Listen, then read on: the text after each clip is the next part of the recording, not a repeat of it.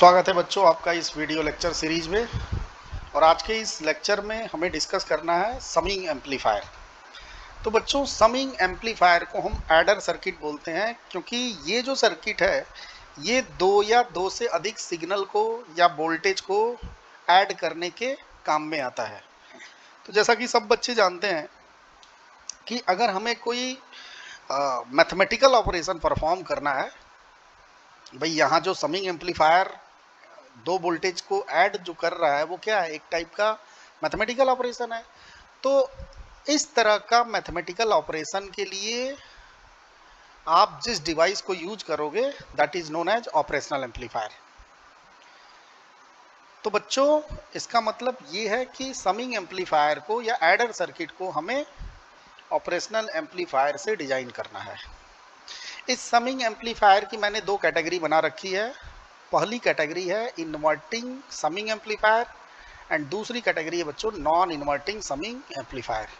तो आइए first of all we will start inverting summing amplifier. तो इसके सर्किट डायग्राम को आप कैसे स्केच करोगे, तो आइए करते हैं स्केच। सबसे पहले तो आपको एक ऑपरेशनल एम्पलीफायर यूज करना है। चूंकि बच्चों ये इन्वर्टिंग एम्पलीफायर है इसलिए नॉन इन्वर्टिंग टर्मिनल को आप क्या कर दोगे, ग्राउंड कर दोगे। ये इस ओप एम्प का आउटपुट, और आपको जिन वोल्टेज को जिन सिग्नल को ऐड करना है उन सिग्नल को आप इन्वर्टिंग टर्मिनल पे अप्लाई करोगे। यहाँ पे देखिए,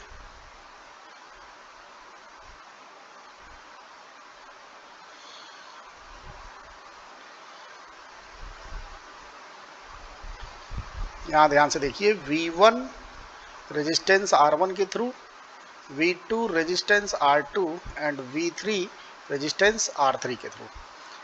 और यहाँ बच्चों एक फीडबैक रेजिस्टेंस हमें कनेक्ट करना है जिसको हम RF से डिनोट करते हैं। तो ये जो पूरा सर्किट है that is known as inverting summing amplifier. जिस वोल्टेजेज को ऐड करना है आपको उसको इन्वर्टिंग टर्मिनल पे अप्लाई करना है, नॉन इन्वर्टिंग को ग्राउंड कर देना है because it is a inverting amplifier. अब बारी है बच्चों इसके आउटपुट वोल्टेज के कैलकुलेशन की। तो कैसे आप कैलकुलेट करोगे, तो सब बच्चे जानते हैं दो ही कॉन्सेप्ट यूज होगा, वर्चुअल शॉर्ट और नोडल मेथड। तो वर्चुअल शॉर्ट से सबसे पहले हम V प्लस के टर्मिनल के वोल्टेज को V माइनस के टर्मिनल के वोल्टेज के इक्वल लिखना है। तो यहाँ बच्चों देखो V प्लस की वैल्यू क्या है, 0 वोल्ट, तो यहाँ भी 0 वोल्ट होगा। तो जब यहाँ 0 है तो यहाँ भी बच्चों 0 वोल्ट, और यहाँ भी क्या हो जाएगा, 0 वोल्ट। इधर भी कर लो 0 वोल्ट आप। और आपने क्या किया, V प्लस की वैल्यू V माइनस के इक्वल की और इसका वैल्यू है 0 वोल्ट। अब आपको अप्लाई करना है nodal, apply nodal at inverting terminal. तो सबसे पहले आप करंट मेंशन कर दो। आप बताओ इसमें करंट क्या होगा, तो I1 ले लो इसको, इसके करंट को बच्चों I2 ले लो, और इधर के करंट को ले लो आप I3। फीडबैक का करंट आप IF ले लो। और सब बच्चे जानते हैं कि इधर करंट क्या है, 0 एम्पियर है। तो जब आप KCL अप्लाई करोगे, नोडल अप्लाई करोगे, तो आप क्या लिखोगे, V माइनस पे नोडल अप्लाई करने के बाद आप लिखोगे बच्चों I1 plus I2 plus I3, ये टोटल मिलके ये पूरा का पूरा इस RF में जा रहा है। मीन्स क्योंकि इधर का करंट क्या है, 0 है, तो ये तीनों का सम IF के क्या होगा बच्चों, इक्वल होगा। बात समझ में आई। अब आपको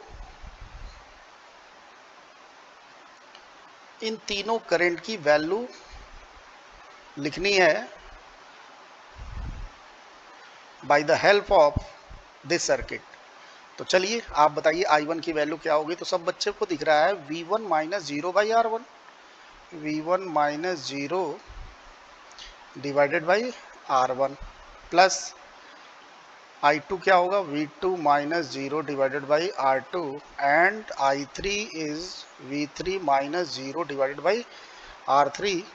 और यहाँ से बच्चों IF की वैल्यू ध्यान दो कितनी आ जाएगी, 0 माइनस ये क्या है V0 है, तो 0 माइनस V0 बाई RF। बात समझ में आई। अब यहाँ से हम V0 की वैल्यू कैलकुलेट करेंगे। तो सब बच्चे बताएंगे V0 की वैल्यू आप कैसे कैलकुलेट करोगे। तो इधर देखो RF का इधर मल्टीप्लाई कर दो और माइनस इधर ले जाओ, तो ये हो जाएगा बच्चों माइनस ब्रैकेट में RF का मल्टीप्लाई सब में होगा RF by R1 into V1 plus RF by R2 into V2 plus RF by R3 into V3। चूंकि ये समिंग एम्पलीफायर है, इसलिए जो भी हम इनपुट अप्लाई करेंगे इस पे आउटपुट में उन सब का क्या आएगा, सम आएगा। तो यहाँ देखो बच्चों कुछ उसी टाइप का आउटपुट वोल्टेज आ रहा है। तो this is the output voltage of this circuit. और अगर हमें एग्जैक्टली तीनों का सम लेना है तो यहाँ बच्चों आप एक कंडीशन अप्लाई कर दो।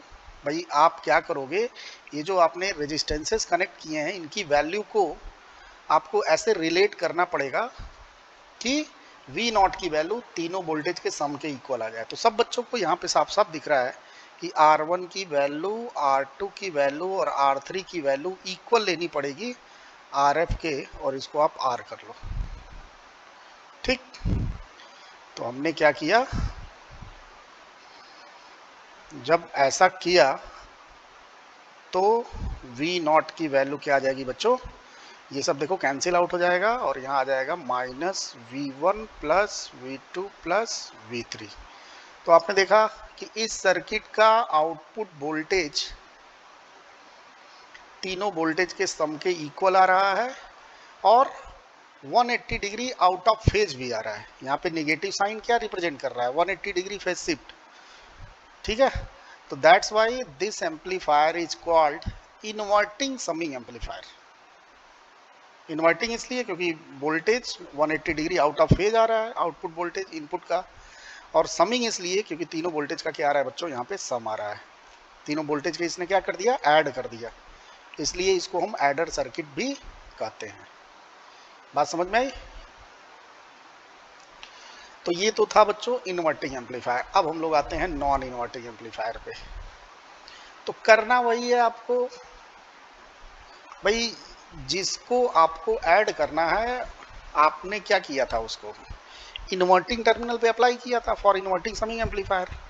अब आप क्या करोगे, नॉन इन्वर्टिंग के लिए जिन भी वोल्टेज को आपको सम करना है, ऐड करना है, उसको नॉन इन्वर्टिंग टर्मिनल पे अप्लाई करोगे। तो चलिए आइए करते हैं। तो सबसे पहले हमें एम्पलीफायर का सर्किट बनाना पड़ेगा। अब ध्यान से देखिएगा मैं कैसे बना रहा हूँ। सीरीज रेजिस्टेंस को थोड़ा आप ऊपर बनाना, और यहाँ बच्चों फीडबैक रेजिस्टेंस, ये आउटपुट वोल्टेज, और यहाँ आपको कनेक्ट करना है, इसको इससे कनेक्ट करना है। चूँकि नॉन इन्वर्टिंग है इसलिए इन्वर्टिंग पे कोई वोल्टेज नहीं अप्लाई करना है। ये RF है, ये R1 है, और जिन वोल्टेजेस को ऐड करना है उनको आपको इन्वर्टिंग पे अप्लाई करना है। ठीक है, तो यहाँ पे देखिए मैं कैसे बना रहा हूँ।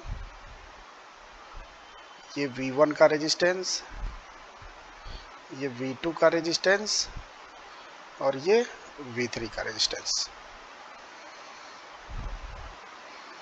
यहाँ बच्चों V1, V2 एंड V3, ये R1, ये R2 एंड R3। तो ये जो सर्किट बन के आया ये नॉन इन्वर्टिंग समिंग एम्पलीफायर का है। अब आइए इसके आउटपुट को कैलकुलेट करते हैं। तो सबसे पहले तो आपको इन्वर्टिंग और नॉन इन्वर्टिंग टर्मिनल का वोल्टेज इक्वल करना पड़ेगा। तो आप मुझे बताओ यहाँ का वोल्टेज क्या है। तो अभी आपने थोड़ी देर पहले देखा कि यहाँ ये जो टर्मिनल है वो डायरेक्ट ग्राउंड से कनेक्ट है, इसलिए आप 0 वोल्ट कर दिया था। बट यहाँ सीन अलग है बच्चों। यहाँ पे 0 वोल्ट नहीं होगा, और क्या होगा ये आपको नहीं पता है। तो आप एक काम करो, इसको Vx ले लो। तो जब यहाँ Vx होगा बच्चों तो यहाँ भी Vx हो जाएगा, और यहाँ भी क्या हो जाएगा, Vx। इधर भी Vx है और ये भी Vx। ठीक, इतना करने के बाद आपको अप्लाई करना है नोडल एट V माइनस। ठीक है, बट उससे पहले आप इसको लिख दो कि Vx कैसे किया, और यहाँ Vx है तो यहाँ भी Vx है बाई वर्चुअल शॉर्ट कॉन्सेप्ट। तो V plus equal to V minus is equal to Vx। ठीक है बच्चों, और आप अगर ध्यान से देखो तो नॉन इन्वर्टिंग टर्मिनल पे जो वोल्टेज अप्लाई किया हमने वो Vx है। अगर आप इधर वाले सर्किट को मत देखो, मैं एक काम करता हूँ, इसको यहाँ से गायब ही कर देता हूँ। अब आप देखो इस सर्किट को, आप ध्यान से देखो तो ये कौन सा सर्किट है, तो ये आप पहचान रहे हो, ये सर्किट नॉन इन्वर्टिंग एम्पलीफायर है। और सब बच्चे जानते हैं नॉन इन्वर्टिंग एम्पलीफायर का जो आउटपुट वोल्टेज है वो आता है 1 plus RF divided by R1 into जो हमने इनपुट वोल्टेज नॉन इन्वर्टिंग पे अप्लाई किया है, तो इंटू Vx। बात समझ में आई बच्चों? अब इसी Vx को आपको काउंट करना है ना, इसी Vx को आपको कैलकुलेट करना है। तो एक काम करते हैं, यहाँ जो हमने हटाया था उसको तो यहाँ रहना ही पड़ेगा, क्योंकि नॉन इन्वर्टिंग समिंग एम्पलीफायर है। अब हमारा मेन एम है इस Vx को डिटरमाइन करना। ठीक है, तो बच्चों आप यहाँ पे देखो मैंने डायरेक्ट कैसे लिख दिया, ये आपको तभी आएगा जब आपको सर्किट को पहचानने आएगा। अदरवाइज अगर आपको पहचानने में प्रॉब्लम हो रही है या आपको ये चीज़ नहीं समझ में आ रहा है, तो आप यहाँ पे नोडल अप्लाई करके इस इन्वर्टिंग टर्मिनल पे आप इसकी वैल्यू कैलकुलेट कर सकते हो। भाई यहाँ पे आप ले लेना I1, यहाँ IF ले लेना, I1 को IF के इक्वल करना, I1 IF की वैल्यू लिखना, आपको आउटपुट वोल्टेज पता चल जाएगा। ठीक है, अब सवाल ये है कि इस Vx को कैसे आप निकालोगे। तो जिस तरीके से बच्चों आपने V माइनस पे नोडल अप्लाई किया, वैसे ही आपको नोडल अप्लाई करना है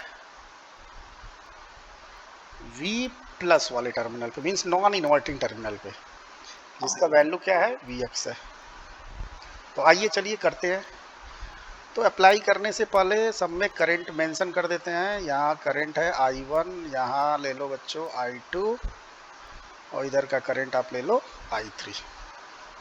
बात समझ में आई? अब करना क्या है, आपको अप्लाई करना है नोडल Vx टर्मिनल पे। और एक चीज़ का ध्यान रखना बच्चों कि इस वाले टर्मिनल में जो करंट है उसकी वैल्यू क्या है, 0 एम्पियर है। भाई जिस तरीके से इधर का करंट 0, इधर का भी करंट क्या होता है, 0 होता है, क्योंकि इनपुट रेजिस्टेंस क्या है, इनफाइनाइट है। अब यहाँ पे जब आप Vx टर्मिनल पे नोडल का इक्वेशन लिखोगे तो ये आएगा I1 plus I2 plus I3 equal to 0। देखिए अब सब बच्चे बताएंगे I1 की वैल्यू क्या होगी, तो सर V1 माइनस Vx होगी डिवाइडेड बाई R1 होगी। I2 बताएंगे V2 minus Vx divided by R2, and I3 is the V3 minus Vx divided by R3 equal to बच्चों क्या होगा, 0। अब यहाँ से आपको Vx कैलकुलेट करना है। तो एक काम करते हैं, कैलकुलेशन इजी करने के लिए कुछ हम एजम्पशन ले लेते हैं। Let R1 is equal to R2 is equal to R3, और इसकी वैल्यू बच्चों R ले लेते हैं। तो जब नीचे सबकी वैल्यू इक्वल हो गई तो एलसीएम सबका सेम हो जाएगा, इधर जाके 0 हो जाएगा।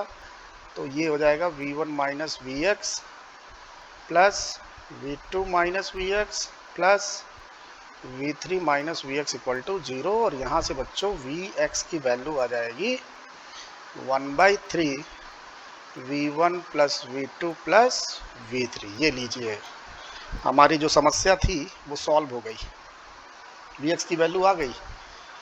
अब आपको V नॉट कैसे निकालोगे, तो V नॉट के इक्वेशन में पुट कर दो आप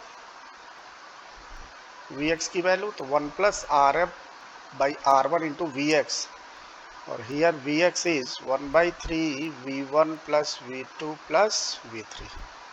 this is the output voltage of this circuit. ठीक, अब बच्चों इसका आउटपुट वोल्टेज ध्यान दो, V1 plus V2 plus V3 के टर्म में आ रहा है। मीन्स अगर हम आउटपुट वोल्टेज को देखें तो यहाँ पे V1 plus V2 plus V3 के क्या है, प्रोपोर्शनल है। यहाँ पे क्या था बच्चों, यहाँ जो आउटपुट वोल्टेज था वो प्रोपोर्शनल था माइनस ए V1, मैं यहाँ पे लिख ही देता हूँ, यहाँ लिखते हैं। यहाँ जो आउटपुट वोल्टेज था बच्चों वो प्रोपोर्शनल था माइनस ऑफ कोई constant into V1 plus K2 V2 plus K3 V3, और हमने इसको एग्जैक्टली इक्वल कर दिया कुछ कंडीशंस अप्लाई करके। तो यहाँ भी हमें कुछ उसी तरीके का कॉन्सेप्ट यूज करना है। तो आप इनको कैसे इक्वल करोगे, तो ये जो जिस फैक्टर से V1 plus V2 plus V3 multiply हुआ है उसको आपको क्या करना पड़ेगा, 1। तो when 1 plus R F by R one into 1/3 equal to 1, then V not की वैल्यू बच्चों क्या हो जाएगी, V1 plus V2 plus V3। और यहाँ आप देख रहे हो कि यहाँ जो आउटपुट वोल्टेज आया था वो माइनस के साथ आया था, मीन्स 180 डिग्री फेज शिफ्ट के साथ आया था, इसलिए हम इसको इन्वर्टिंग बोल रहे थे। और यहाँ पे क्या है भाई, यहाँ देखिए यहाँ प्लस के साथ आ रहा है, मीन्स 0 डिग्री का फेज शिफ्ट है यहाँ पे, that's why this is known as non inverting. ठीक है बच्चों, तो आप ये कंडीशन अप्लाई करोगे तो आउटपुट वोल्टेज की वैल्यू एग्जैक्ट तीनों वोल्टेज के सम के इक्वल आ जाएगी और उसी के फेज में आ जाएगी। और बच्चों ऐसा तभी होगा, यहाँ पे देखिए, ऐसा तभी होगा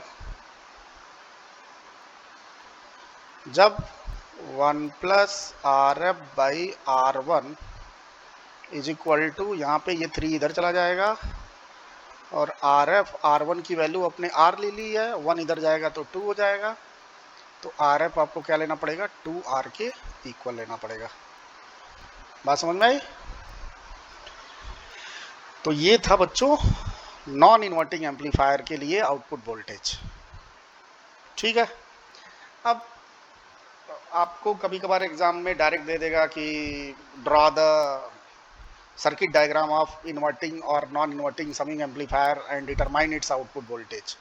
ठीक है, कभी कभी इस पे बेस्ड क्वेश्चन न्यूमेरिकल के फॉर्म में पूछ लेगा, है ना। जैसे देखिए यहाँ मैंने एक न्यूमेरिकल लिख रखा है कि find V not of the following circuit, और ये सर्किट बना हुआ है यहाँ पे, आपको इसका आउटपुट वोल्टेज डिटरमाइन करना है। तो कैसे करोगे बच्चों, तो ध्यान दो कैसे करना है। सबसे पहले तो आपको वर्चुअल शॉर्ट कॉन्सेप्ट लगाना है। वर्चुअल शॉर्ट कॉन्सेप्ट बोलता है कि यहाँ का वोल्टेज इक्वल टू यहाँ का वोल्टेज। यहाँ का वोल्टेज आपको पता नहीं है तो आप क्या कर लो, इसको Vx ले लो। तो यहाँ Vx, तो बच्चों यहाँ भी Vx और यहाँ भी क्या हो जाएगा, Vx।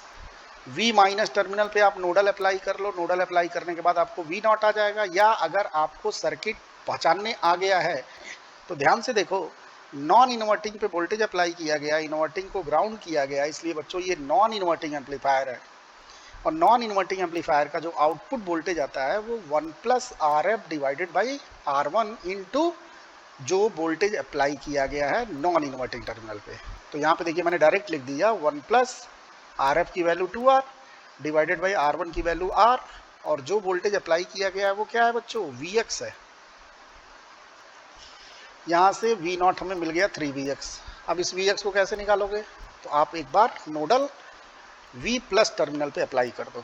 तो ऑलरेडी मैंने आपको अभी थोड़ी देर पहले बताया था कि आप पहले करंट इसमें मेंशन कर दो। यहाँ ले लो I1, यहाँ ले लो I2 और इधर ले लो बच्चों I3, इन तीनों का सम इधर जाएगा जो कि होगा 0।